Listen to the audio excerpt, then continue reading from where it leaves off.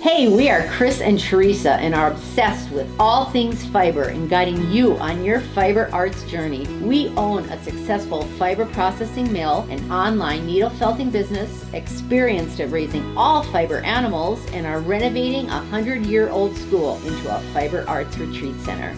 Processing, needle felting, yarn, roving, fiber animals, and our renovating progress are all topics discussed here. Think of this as your one-stop shop for advice, information, tips, and getting your questions answered on all things fiber, from raising the animals to the finished product and everything in between.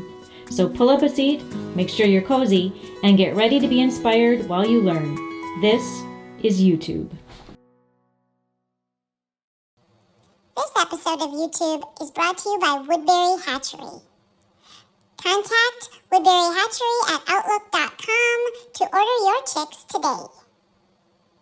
Welcome to EweTube 138, and here we are, back in our little hutch here, and we have had an exciting experience at the Woodbury Hatchery that the sheep just told you about. It was amazing. Absolutely amazing. Yeah, we visited the Woodbury Hatchery, which is my brother. And 3 years ago, he started his hatchery as it's been a hobby of his. And he thought it would be a good thing for his kids, a business for them to start. And it has grown beyond anything he'd ever thought it would. And on Monday, he had a hatch of 4,000 chicks. And so we were there to... We heard it when we got out of the pickup. I know, it's like, listen to that. And it was an interesting experience for us. We got to see the kids stayed home from school that day to do this and to learn. The sexer came from Iowa, and he helped them to know which were the males and females, because when people are ordering, they want males or females, and they want to know. And he was there, and he was very interesting. He was. Yeah, we learned so much. Yeah, so and I want a coop really bad now. So many different kinds of chicks. Oh my goodness. I didn't even know there was lavender Morans or something. I mean, they were beautiful. Copper Morans. That's what I wanted for years. Oh, but you could never get them because they run beautiful. out of them right away anywhere you want to order them. Yeah. But and the eggs are like deep copper colored with little black dots on them. They're beautiful. yes. Yeah, and they're big chickens too. So we're going to share that with you now. We're at Woodbury Hatchery. This is my brother Todd Woodbury. This is Rebecca and Herbert. And a chick. Yep. A precious little chick. And the other three kids are in school today. Well, I've always liked poultry. Had to beg mom and dad to get chicken when I was little, I guess. So, and then I thought it'd be a good project for my kids, and that's how this hobby started. The kids started this a few years ago, and then didn't realize what demand there was locally. I helped them let it expand to the point that now it's beyond a hobby, I guess. Yeah. You can only ship them when it's warm. So you're not doing this 12 months out of the year. Yeah. We started hatching in February. Okay. When it's cold, and some of them customers picked up. Or if we did ship them, we really sealed the box up so that so the heat would stay in, and it worked pretty good. But most people want their chicks in the spring. I started incubating eggs shortly after getting chicken, and had some disappointment early on. And there's a lot that has to be right for an egg to hatch, and it starts with the nutrition of the chicken laying the egg, the health of them. If they have issues with parasites, or not fed properly, or maybe the roosters are too old, or whatever the issue may be, that would be the foundation of being able to hatch, a good hatch of chicks. And after that, egg storage and handling up to the point of incubation is important.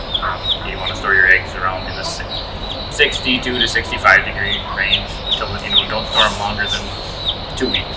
Oh, okay. And then less than 10 days is ideal. So if the eggs are come from a a flock of chickens that's healthy and has correct nutrition, and are stored properly, the next step would be the incubation. We need to be the correct temperature, and that's a pretty tight window. If you're too hot for very long, you can kill the embryo, and if you're too cold, it can delay hatches and cause weaker chicks. And either one of them out of range. When you start incubation, you want to be a little over 100 degrees, like 100.5, or you could be even close to 101. And then at the end of hatch time, you want to be 99 or less. It could be depending on circumstances. If you're, I would say, more than a degree out of that range, you're going to have poor hatch rate, more cripples, just more trouble, more weak chicks.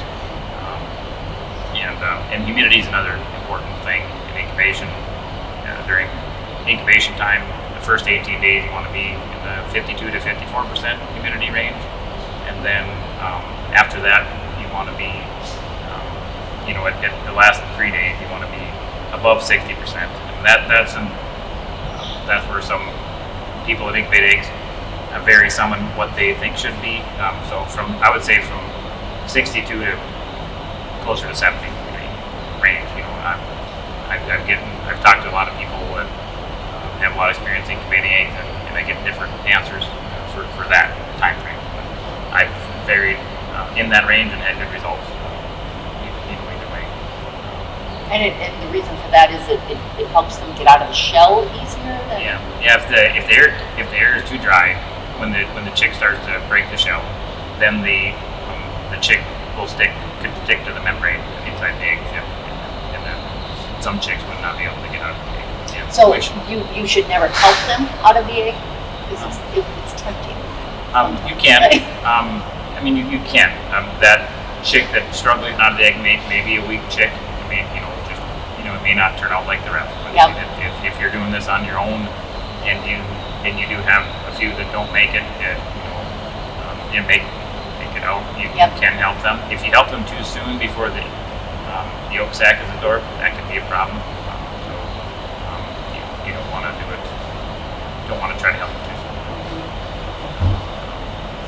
But I guess our goal here, hatching chicks, is they hatch fast enough where we can pull all the chicks at one time. And before getting these larger commercial incubators, we use smaller, more hobby-style incubators that didn't have as good a temperature and humidity control, so we had more drug-out hatches and chicks that were not as strong, probably as what we have today. And you ship your chicks via Speedy. Yep. In the 5-state radius or so that Speedy ships to. Yep. And what is the mortality of shipping those chicks? We ship greater than 2,000 chicks on Monday, probably 25 or close. Some of the Monday's hatch was picked up, but a lot of them were shipped, and we only got reports back that of having. Really? We haven't heard back. That's awesome. But we have had some issues before. Once they leave here, they're out of our hands. Right. And depending on how they're handled, we have had issues. It works better as it warms up. But you mentioned we ship Speedy.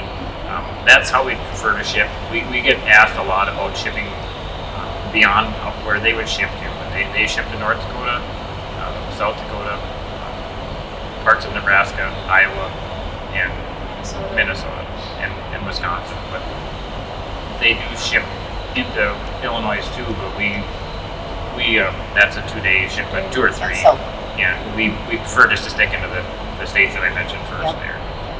And we started this business because we really like chickens and incubating eggs and chicks, and we don't want to risk sending them a place that's further from here and having mortality. So that'd be if some of you are watching this from out of that area, just reach out to a hatchery closer to you. There's a lot of great hatcheries in this country that do a great job. And on Monday we had a large hatch, the largest that we've had to date. We we hired a sexer to come, and the main reason we hired him to come was to check the accuracy of our feather sexing. We bought feather sexable breeders from a breeder that we hadn't bought from before. And we just wanted to make sure that our feather sexing was accurate. So this person, so to explain this, to get to the point of being able to tell the sex of a chicken when it hatches by looking at their feathers, you have to use a male that feathers fast and a female that feathers slow. So the female would be, see, there's a short, long. Okay. And the feathers, that'd be a female. And then this would be the male, where they're all pretty much the same. Okay, straight across there. So that's how we're able to sex by their wing feathers. You gotta have, the right parent stock for that. And they line breed them too. So they're pure fast feathering and pure slow feathering. And then there's only a handful of people in the country that offer these for sale. We just when you use the fast feathering male with the slow feathering female, then we can tell by the wing feathers on the chicks that we produce if it's a male or female with 95% accuracy at least, probably. We guarantee 90%. We all make mistakes, but it's when the sexer was here, he looked at the feathers and feather sexed them, and then he also bend sexed them, which is something we can't do. It's an art that only a few people can learn to do. This man, an experienced man, his name is Jay. If I can say his last name right, Choi. He's originally from Korea, but he came here, and this was his job when he came here, and he's been doing it 40 some years. On Monday, we found that the feather sexing was accurate. We also offer crosses where we use a Rhode Island Red male cross with a varying female, usually Delaware or Rhode Island White, and them crosses in chicken genetics. The female chick will take after the sire usually if it's going to be a color trait, and that's the way it works with the feathering trait. So we use a red male with a white female, and then the female chicks are red, and the male chicks are yellow. Okay, so if someone wants to order chicks from you, how do they do that? Well, currently, our website isn't working to order from. Okay. Hopefully we'll have something working soon. Yep. You can email us at woodburyhatchery@outlook.com. Okay. Or you can give us a call at 701-439-0058. It'll be 2 ways right now, but hopefully in time we have something at woodburyhatchery.com working.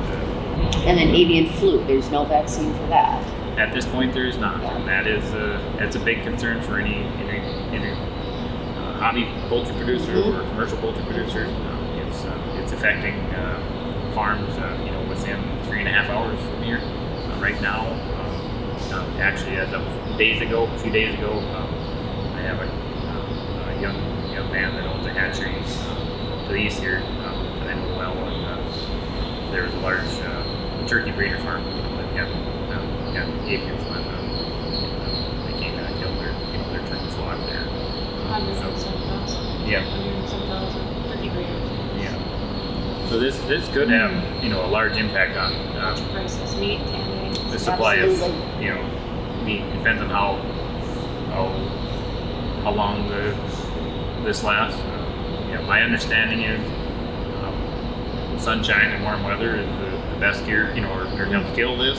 And unfortunately, woke up to 6 inches or whatever, how much wet snow this morning, so and geese flying around. So yes, that the wild bird moving that, and so it's something we're quite, or anybody in the poultry industry or hobby, are concerned about. And we do what we can. When you come into this building, you walk through a disinfectant mat.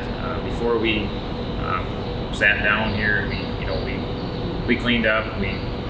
Before we handle eggs in the incubator, we make sure we're clean clothes. When we handle eggs out here, we disinfect, we clean the floor, disinfect the floor. After hatches, we everything cleaned up and stuff. It's hopefully it doesn't last very long. Yeah, absolutely. We're all concerned. Yeah. 7 years, or I think it was 14 or 15 was the last 15. Yeah, it was the last time we had an outbreak of avian flu. the best thing is if they could come up with a vaccine for it. I don't know, you know, that takes time. Here we're going to be turning the feed line on here so the birds can eat. Herbert's checking that out. Our white birds are a lot more aggressive. They're on a little more strict diet, a little more aggressive bird. Them are Cornish cross breeders on that side. On the side where Herbert is our slow growth and intermediate growth breeders. We use the same female for both of them. Well, that tricolor bird that was up on the feed hopper right now, that would produce a bird like a Freedom Ranger. And then the offspring from the white one being made right there, that would produce the intermediate growth broiler we call a rustic white. And here's again the white Cornish cross breeding pen. It's Herbert with one of the slow growth females. And so we have an automatic feed line in this pen. Feed is dumped into that hopper there, and then the pullets are able to eat out of there's a chain that drags the feed through there. There's a grill on that feed line that prevents the rooster from sticking his head in there. The feed in what the pullets are eating there is more nutritious. There's more calcium in it, and they need more nutrition because they're laying eggs, and the calcium is important to their diet to produce eggs that have strong shells and they resist cracking and be good for us for incubation. The roosters are fed in another feeder that we'll see in a bit here. And the reason the rooster doesn't want to eat out of there, the rooster doesn't want to hit his comb on anything. He won't stick his head somewhere that his comb would hit. Where the females' combs are smaller, and they're not bothered by as much as a rooster would be. The birds are where the feed line is on slatted floors, just to keep the area cleaner. Before they got, now we're looking at where the roosters eat. We got the rooster feeders are elevated, so the females can't eat with them, and the roosters get feed that doesn't have calcium in it. And I guess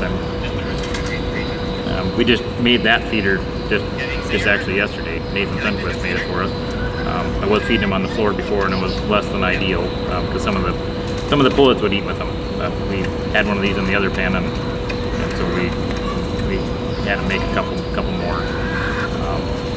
This, for a small backyard flock owner, it's not a necessity to feed your roosters separately from your females. Just in these commercial, more growth birds, fertility can be more of an issue if they're overweight, or it just managing them is more difficult. Is why the males are fed separately. If the males get overweight, the females wouldn't allow them to mate, or they just may not be able to successfully. So it may be same as another species, maybe. I don't know. And our roosters are a little overweight. When we moved these birds into this barn on Christmas Eve, we just got the barn done the night before. I didn't have so there was grills on the feeder, but the birds are smaller at that point, so we had to put pipes in the grills to make the opening smaller. And so the roosters were be able to eat with the females to begin with, and they gained weight really fast and got a little too heavy. Okay, in the background there, beyond where they're eating here, is their nest where they go to lay eggs, and the eggs roll at the backside of the nest. There's a rooster. He wants to eat with the hen, but he doesn't dare stick his head in there. I guess did not do that. Got a hen in the nest. So shortly after feed time, once they're done eating, they'll want to go in the nest and lay eggs. And so when they lay eggs there, the eggs roll at the backside, and we collect the eggs on the backside. So here, Herbert's going to give them some bedding. We use sunflower hulls for bedding. When we get the sunflower hulls, there's some whole sunflower seeds in there, so the chickens like scratching through them. They're a great bedding source. They're good, a little better than straw. Very common for commercial poultry barns to use sunflower hulls in this area for bedding. And they're just so. How often do you clean them out? When we clean the barn when necessary, if it would be wet. Yep. This barn has not been cleaned since January, I think. We cleaned it. We cleaned a little bit of it. Yeah, we cleaned some out, and then it depends on. We have good ventilation in this barn, so we can go longer between cleaning the barn. If your ventilation is poor, or lack of ventilation, then you need to rely on cleaning the bedding out to keep the building dry. Because you can think about your ventilation as your ventilation needs to remove as much water as you brought into the barn. If it's not, your building's going to get quite wet. And that's the reason for the big fans in there, keep air moving it. And so there, you see, I was up on a ladder. We have sunflower hulls up on the haymow of this barn.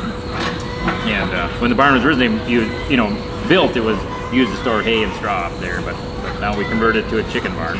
And so we auger sunflower hulls up in the haymow, and then we distribute them in the floor, in the area that ain't slatted floor, for bedding. And we give them a little bedding every day just to, they can pick through it. They like it. This is an infertile egg. There's no embryo in there.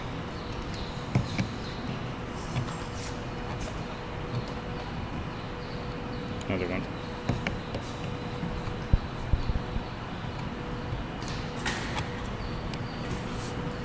What's the percent? Do you have a...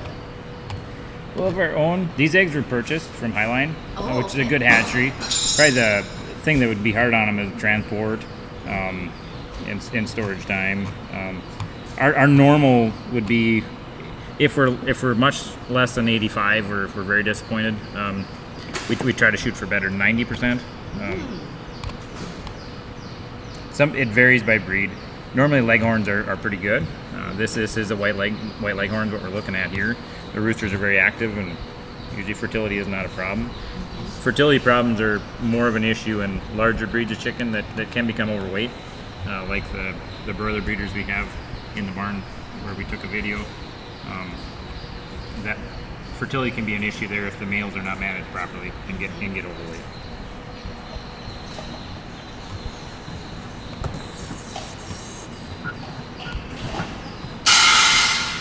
So you can see there's a light part of the egg there. I don't know if you can see that in the video there. That is the air sac. As the chick loses weight due to moisture leaving the egg, that air sac will increase in size. And that air sac is there before the chick hatches. It breaks into that first and can breathe the air that's in there, and then it breaks the shell and can breathe air from the outside of the egg. So that's what that sac is for. And on an egg, you eat, fresh egg for eating, that's very small. And as the egg dehydrates, that gets bigger. And I talk about dehydrating, that moisture, humidity control in your incubator is very important for that air sac to get to the right size by hatching time. And it's a percent of weight loss that you're looking for.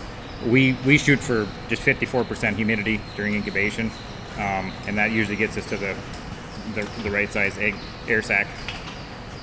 But you can weigh the eggs going in and track their weight loss as time goes on, because some breeds may react differently to, may want a little different humidity. So is that why they float when it's a bad egg that you're not supposed to eat? Yep, that is the reason. Air sac is increased in size. Here's a brown egg number.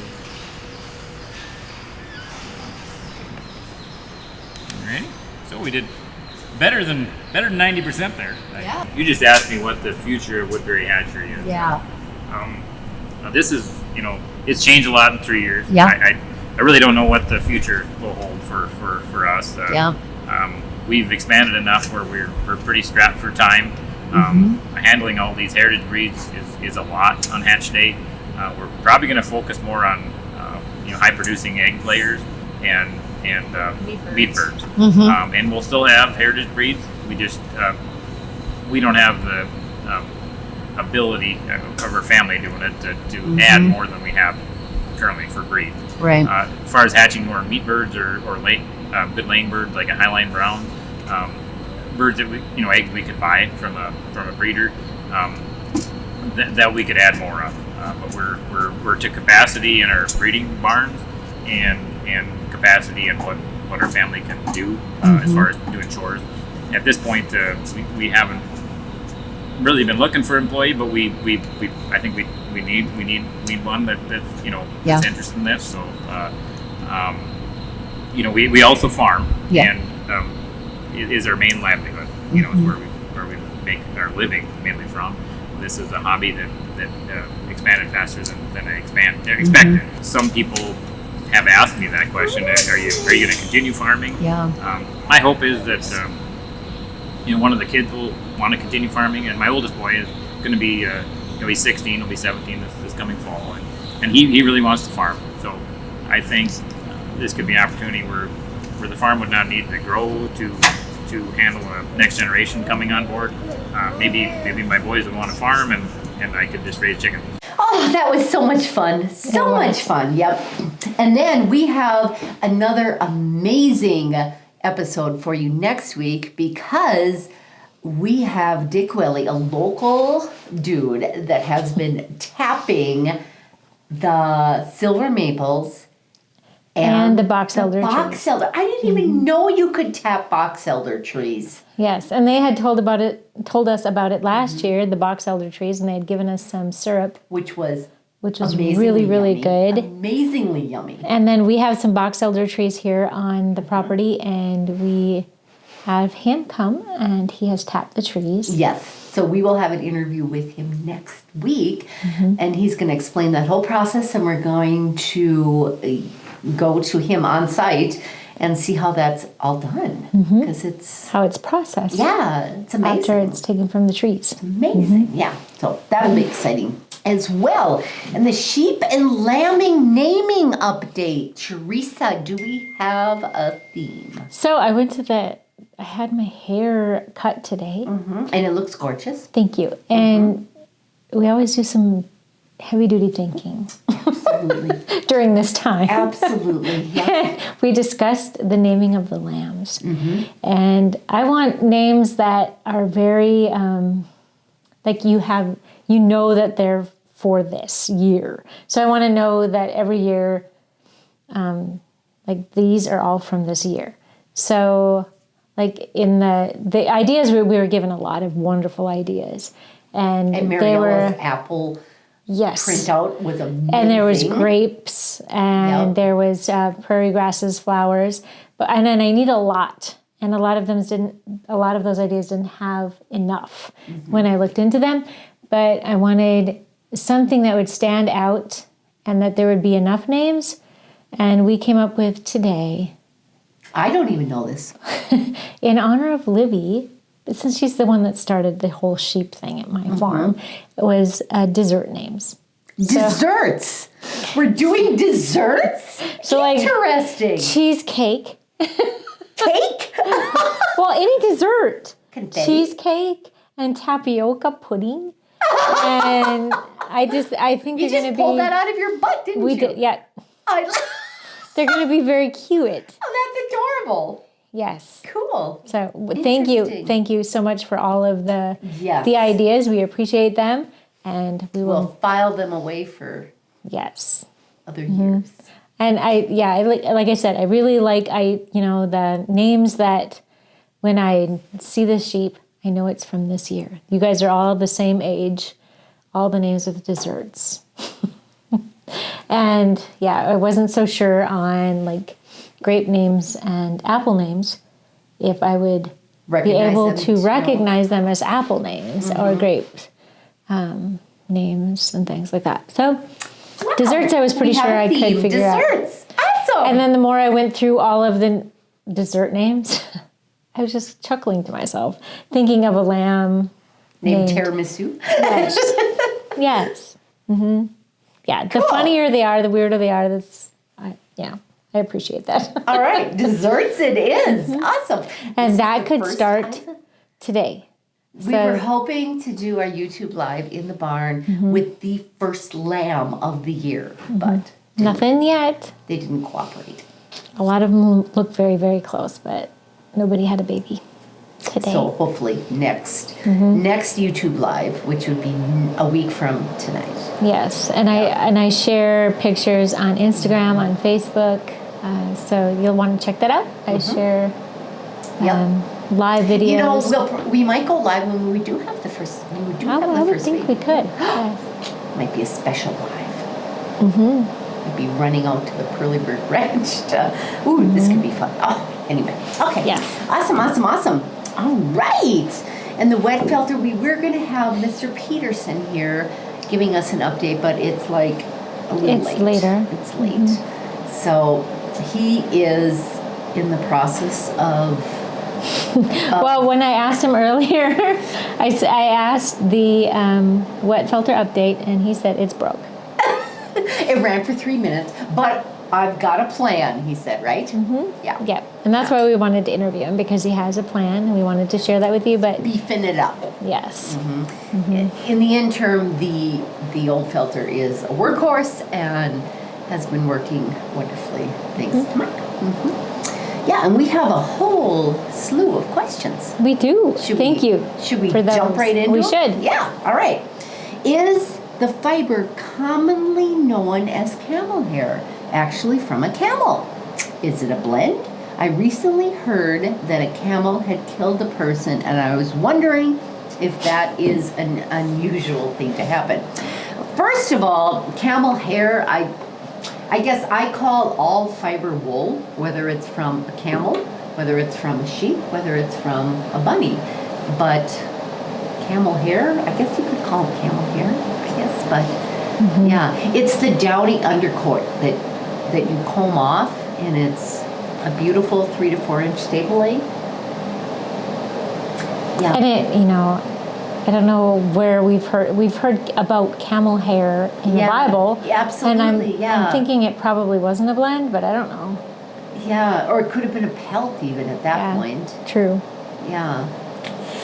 So we're not quite sure on that one. Yes, definitely from a camel, but whether it was, harvested or if it was a pelt, I'm not quite sure on that one. And whether or not it was a blend.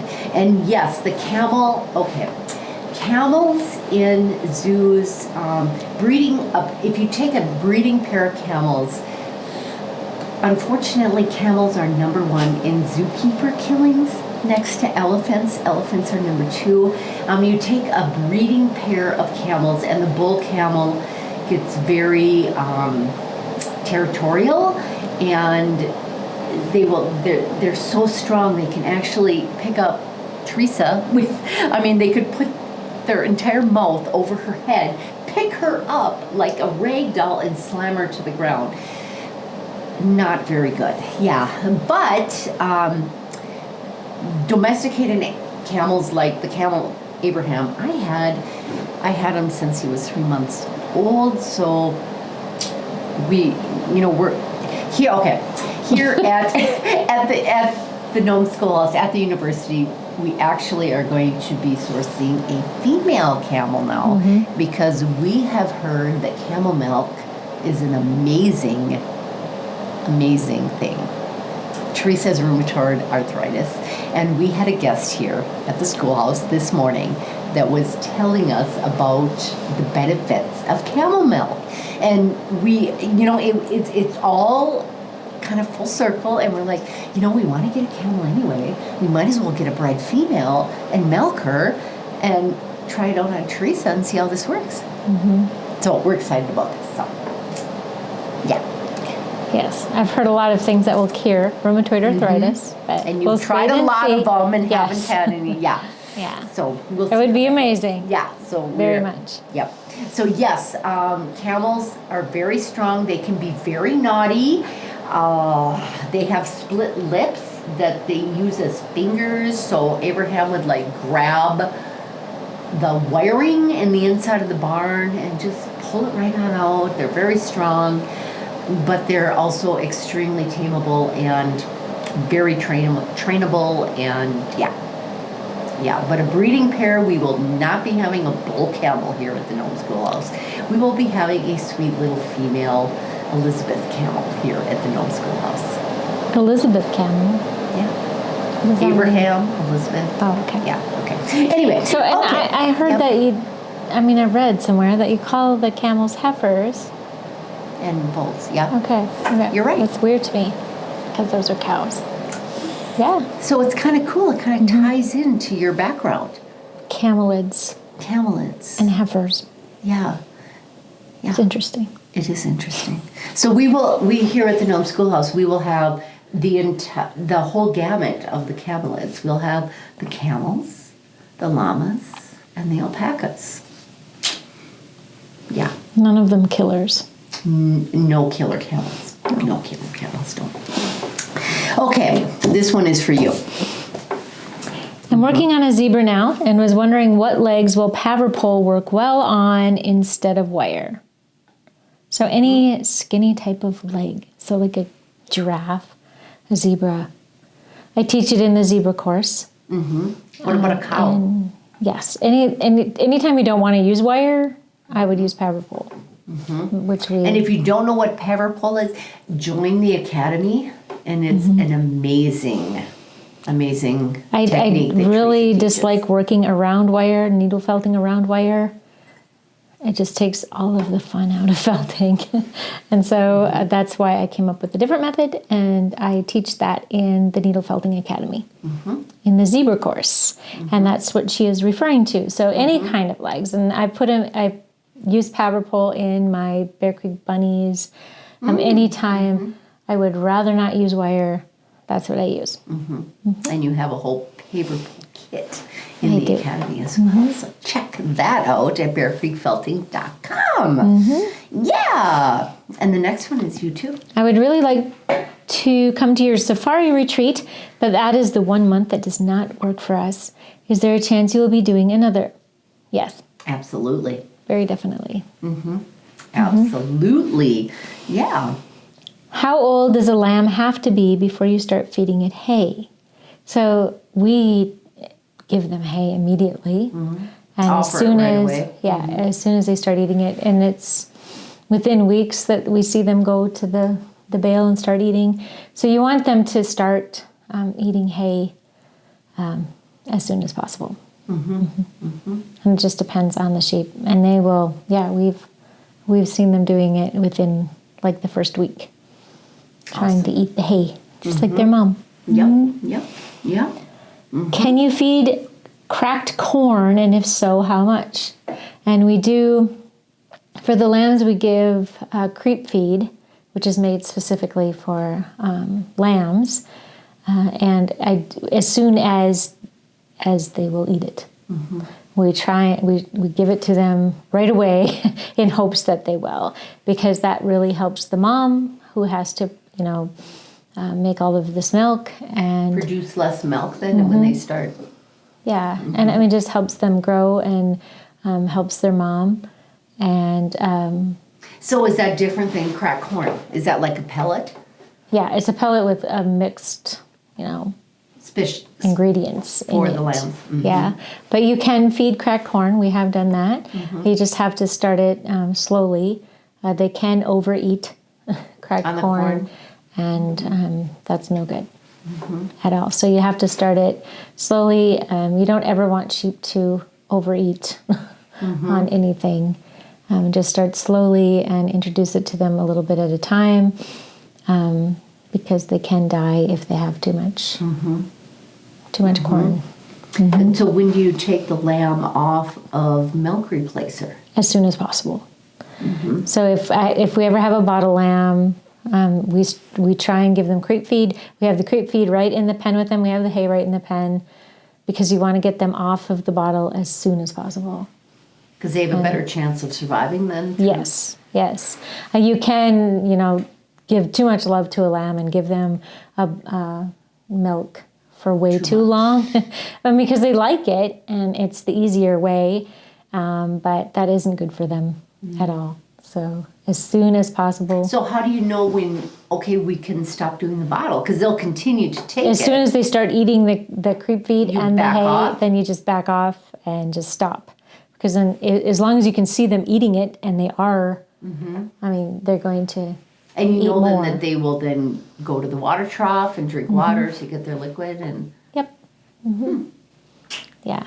The worst thing you can do is give them a bottle too long. Plus, it's very, very expensive. It is very expensive, yes. Yeah. Milk replacer is very expensive. And you're not doing them any favors by going longer at all. Interesting, because you might think the opposite, that they're getting more vitamins or nutrients. And Yeah, and it's a hassle. It's to mix up the milk and to feed them every so many hours. And the soon as you can get them off of it, the better.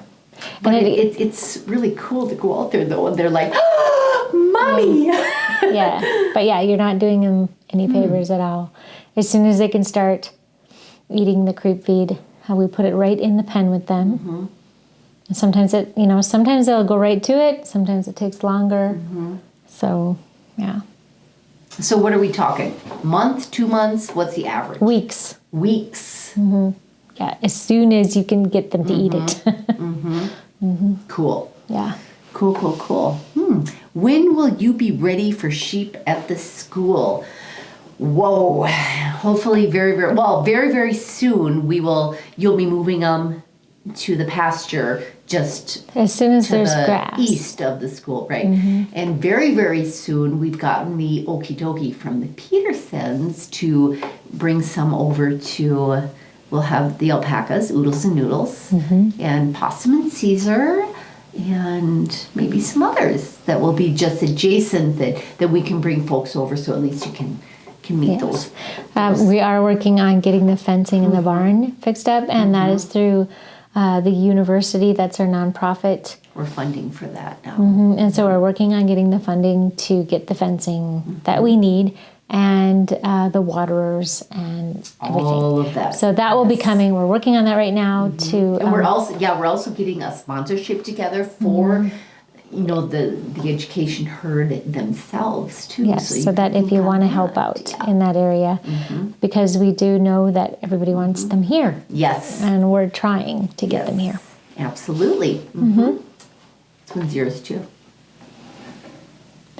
My ewe Sherry had its prolapse stitched up, and I found it out again today with the prolapse. So prolapses happen with ewes during lambing. And what's a prolapse? Prolapse is when they push everything out, and it's a horrible thing. It's a bad deal. They're trying to push the lamb out, and the lamb is too big, and so they push out the entire uterus. And so it's when they're struggling and they can't. So that's why we have cameras. We're watching all the time. We don't ever want them to struggle. I can go and I can be out there to assist them so that they don't ever have to. So you could have a prolapse. Pull the lamb out. Yes, so that they're not ever struggling and pushing too hard. Because once they start pushing and everything comes out, they just keep pushing because there's this feeling that they just need to keep pushing, and they don't understand that it's bad to keep pushing. So in a prolapse, you put everything back in, and you try to tell them not to. And this can happen before the lamb is born, and then it can happen after or during the birth. If it's after the birth, you sew it so that they can't keep pushing, but sometimes they still keep pushing because it's just a weird feeling for them. So they just want to push and get rid of it. And other times it's before they lamb that they start prolapsing. And you can sew it so that they can't push it out, but sometimes they can still push it out between the stitches. But what we have found that works is a harness. The first time we did it with twine because we didn't have a harness that you buy, but it just keeps them, they have to arch up to push, and it just keeps them, this whole harness goes around the backside and over their back, and it keeps them from hunching up so that they can't push. And it worked like a miracle. Wow. The first one that we did it to. And then we, after that, purchased one. And then you can just strap it on them so they can't like arch up and push really hard. And that has saved several ewes of ours. So she said that she ordered a harness, a prolapse harness, which is wonderful. As soon as you get that on, then they won't be able to push anymore because you can have the vet come and sew it, but they can still continue to push because they just don't understand. They're just feeling something weird and they want to get rid of it. And that's the only thing they know how to do.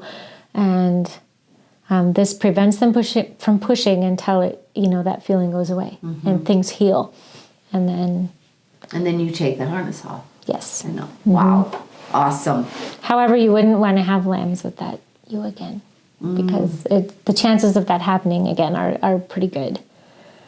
Or, damage having been done. So you wouldn't want to have her give birth again. Fiber animal she is. Yeah. Yeah. Alrighty. Interesting. Very interesting. Because you hear a lot of people talking about prolapsing, and unless you've experienced it's a horrible thing. And there's many things that can cause it, like feeding them too much during lambing. If they're, just fed way too much, there's just too much, and they just start pushing. Yeah. So I mean, you can like with the bottle lambing, you can love them too much, and it's not good. It doesn't help them. And so we have, we write it down like how much alfalfa we should feed, because we've learned the hard way over the years, and how much alfalfa you should give them before lambing, and you should taper it off because their baby's growing, they're getting full. They don't need all that. Yeah, well, they do, but they're they hungry. Don't. Yeah, but they don't have room for it. But then you can start giving them that after they give birth again. But yeah, you're actually doing more harm than good by giving them more feed, giving them like more bottle. Yeah. And then she asked, how many times should I continue to push it back in? I mean, you do everything you can for them. We've pushed it back in. And like I said, the harness did do an amazing job. And I mean, I do have to say that you can't always save them. Prolapse is a bad thing. They don't always live. Yeah. Part of the reality of raising sheep, yeah. Yep. Well, we're going to go on to a happy thought then. Yes. And our prize winner of last week is Marianne, and she answered, the question was, what kind of camel are we going to have here at the Nome Schoolhouse? And the answer was Bactrian. Bactrian starts with a B, and that's the double hump camel. And Dromedary starts with the D, and that's the single hump camel. And the Bactrian camels are raised in the Himalayan regions of that area of the world, and they grow with a real heavy fiber. And, 3 to 4 inch stable length that you can just comb off them, and yeah. And they are a little harder to train than the dromedaries, but we're going to deal with that. Yeah. Camel trainers we are. Camel trainers we are. We're going with the homeschool camels. They are amazing folks, and kudos to you all. And they're going to assist us in sourcing the perfect camels for here at the Nome Schoolhouse. So, yeah. And the question for this week is... So, Marianne, you just need to contact us through the bearcreekfelding.com, and we will get your prize out to you. Yep. And this week's question is, here's a picture popping up. What year was this picture taken? Dun, dun, dun. So if you've paid attention at all, you know when we bought the school. Yep. And we're always amazed when we look back at how far it's come, even in a year. Or 2 or 3. Yes. So what year was that picture taken in? Yeah, and right now, as you are watching this, going on at the Nome Schoolhouse is our second Taste of Fiber Amazing Retreat that was so well received the first time around, and now we have a bunch of amazing folks that we have picked them up at the airport. They have flown in. They have driven from Florida, and that is going on right now. And they're going to have, they're having the most amazing time because we have the best teachers. They do. Julie and Jeannie, amazing. We are so blessed to have them. And this won't be the last, so no. You'll have to check back. Yep. And with these two, we'll probably now be doing a reunion. Yes, very soon. The last Taste of Fiber requested a reunion. Yep. They enjoyed the fellowship that they had with everybody so much with like-minded people that they want to have a reunion. And maybe just, step up some of the skills a little bit. Yeah, because the Taste of Fiber is just, of course, a little taste of every fiber art And we want to build on that a little bit. Awesome. Yeah. And we have, the safari retreat. It's coming in July. And then we'll be making an elephant. And for that, I will be sending out the beginning material. So you can start forming the body before you even Do you come. still have room in that? Is Yes. there still room in that? Okay. And we will have a Facebook group where we can talk with each other. And if you have questions or whatever before, so it's like we'll be getting to know each other before you even come. Oh, so fun. it'll be We exciting. have so many fun things planned for that weekend. Yes. Yes, Mike even has a surprise. Side? Oh. Yeah. We're going to be showing it on the next live. So it's for part of our safari that we're going out to see the sheep. And we plan to have a fire ring, a unique fire ring. So we can go out and enjoy the fire. Yeah. Because it'll be July. Marshmallows, chocolate, and graham crackers too. Oh, it's going to be amazing. So, and next week we will have baby lambs. Yes. So stay tuned. Yes. Tune in. Yeah. Baby chicks, baby lambs. Yeah. God bless you all. Yes. Thank you so much for watching. And box elder syrup. That's all, folks. If you would like to sponsor one of our YouTube videos, please contact us through our websites, nomeschoolhouse.com or bearcreekfelting.com.